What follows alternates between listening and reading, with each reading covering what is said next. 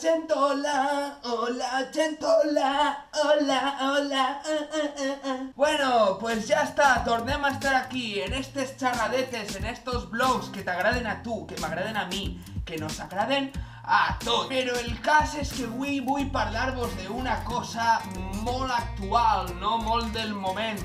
S'acaba la primera avaluació, per lo menos en els mòduls, en batxiller, en la ESO, en totes aquestes coses, no? Que no és la universitat, que és de pijos, snobs, això no sé com va.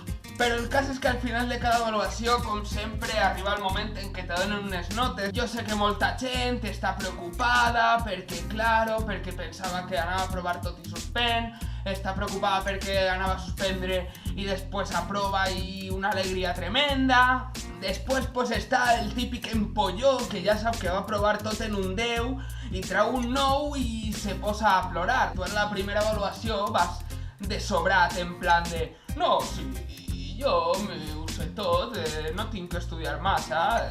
Però això és mentira. Tornes a veure els amics o coneixes amics nous, no tens massa ganes d'estudiar, tens més ganes de festa, encara estàs en el xip de l'estiu. I després, pues, que moltes vegades els professors, quan més cabrons són i quan menys te donen baza i tal, quan més dur t'ho posen és en la primera avaluació perquè no te malacostumes, no? Perquè, bueno, jo crec que tot el món ha tingut aquest professor que en principi no te cau gens malament, al contrari, te cau bé, o, per exemple, una típica professora que te cau bé, està tot l'any sonriente i tal, i bueno, i te vaig a ajudar, i lo que siga, però després arriben les notes. I quan t'arriben les notes, agafa i de repente diu has tret un 4,5, però te vaig a suspendre per a que en la segona avaluació t'esforces més.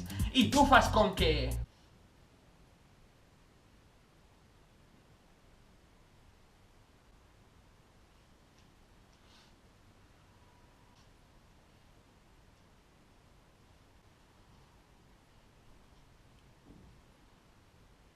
Puta!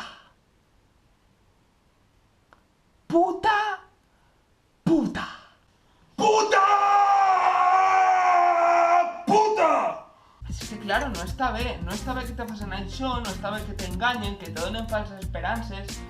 Però bueno, en definitiva, de lo que se trata és que des del principi intenteu aprovar, perquè si no després és una putada. I a més, ara que no n'hi ha setembre i aquestes coses i tens que anar de pressa i corrent, és una merda suspendre. Així que, pa què?